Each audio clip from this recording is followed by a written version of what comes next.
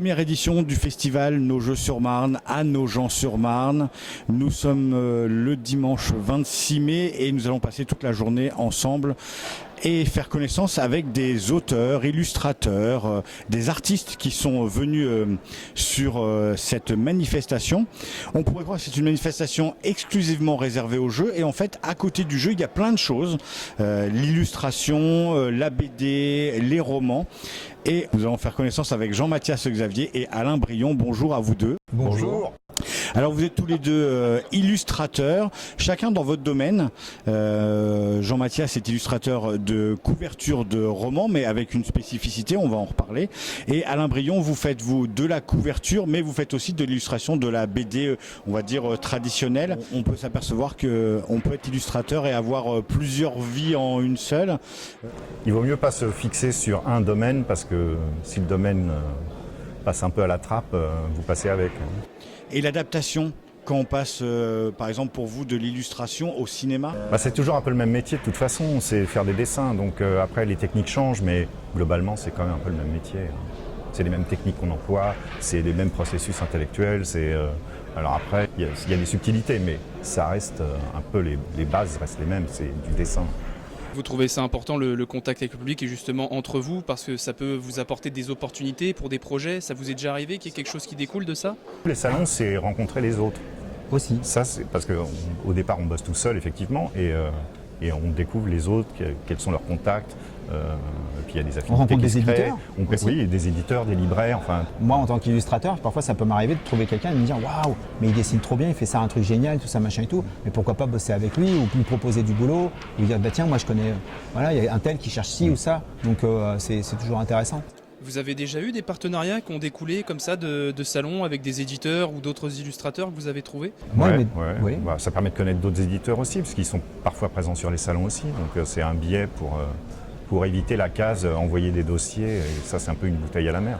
Il y a un métier un peu quelque part dans notre situation qui est en même temps on est graphiste, on fait du dessin, mais on doit quand même rester à avoir du contact et un côté la communication, c'est ça. Après tout, un dessin, c'est ça aussi. On est dans un endroit magique. Est-ce que ça donne des idées? Est-ce que vous pensez que, par exemple, si vous aviez 5 minutes, vous pourriez griffonner quelque chose Ah oui. ou se dire, tiens, il faut que je note ça, ça peut m'aider dans un futur travail? C'est inspirant, c'est sûr. Et comme tu disais, c'est totalement steampunk. C'est un des créneaux de la fantaisie, de ces mondes de l'imaginaire. Le steampunk est un de ces créneaux-là. Et tout ce qui tout le métal et le verre de l'époque Tour Eiffel, Pavillon de Baltard. Mais ouais, c'est inspirant, c'est clair. C'est une belle structure, hein. Tout de suite avec les perspectives et tout ça, on peut faire des choses vachement intéressantes. C'est pour ça que je disais qu'on mettrait un petit dirigeable avec des mannequins dedans et tout, voilà. Genre Little World mais version steampunk, quoi, ça serait trop classe. Mais c'est assez exigeant à dessiner ce genre d'architecture. Ça prend du temps. Hein. Les châteaux empires, c'est quand même plus facile. D'ailleurs, au niveau de l'illustration, vous mettez le plus de temps sur quoi? Vous pensez que c'est le plus long ou le plus dur à dessiner? C'est plutôt tout ce qui est personnages et portraits ou les paysages, les illustrations de... Ça dépend. Un portrait, pour avoir une bonne expression, ça peut être une galère qui dure des heures. Oui. Et parfois, ça tombe tout seul comme ça. Il y a des jours sans, il y a des jours avec. Un décor, quand vous voulez vraiment vous taper ce qu'on a au-dessus de nous, c'est une galère. Et du coup, vous, à La Brion, vous avez fait des illustrations pour la bande dessinée Excalibur. Entre autres. Merci. Jean-Mathias. Et en même temps, avec des scènes de fou, on voit ça envoie, il y a du détail, il y a beaucoup de choses. Alors, est-ce que vous pouvez un peu nous raconter tous ces deux projets? Surtout ça. Raconter? Ouais, un petit peu. Excalibur? Ouais. Alors, ça ne se raconte pas, ça se vit, monsieur. Oui, c'est un projet en 5 tomes, donc qui est terminé. Voilà, donc ça relate en fait une version un peu rénovée de tout ce qui se passe avant qu'Arthur retire l'épée du rocher. D'accord. Et pour le roman, du coup? Alors les romans, c'est un peu comme Jean-Mathias. J'illustre la couverture. J'ai très rarement fait des images d'intérieur. Et voilà. Mais là c'est des briefs, ou alors c'est des livres qu'on connaît déjà quand c'est des anciens romans qui sont réédités, ou alors on les lit soi-même et on essaie de trouver l'image percutante qui illustrera qui donne envie. Le mieux, qui donne envie.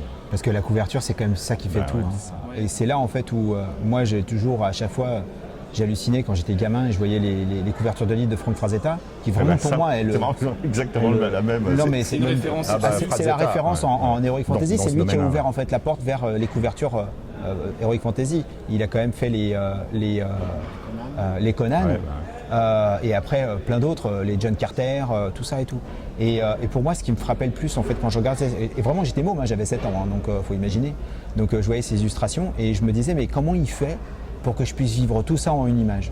C'est-à-dire que la couverture d'un roman, même la couverture d'une BD, il faut que d'un seul coup on voit l'illustration, on voit en fait ce que ça représente, et il faut qu'on comprenne l'univers et ce qui est en train de se passer, et qu'on se dise il y a quelque chose qui se passe là, il faut que je prenne ce livre.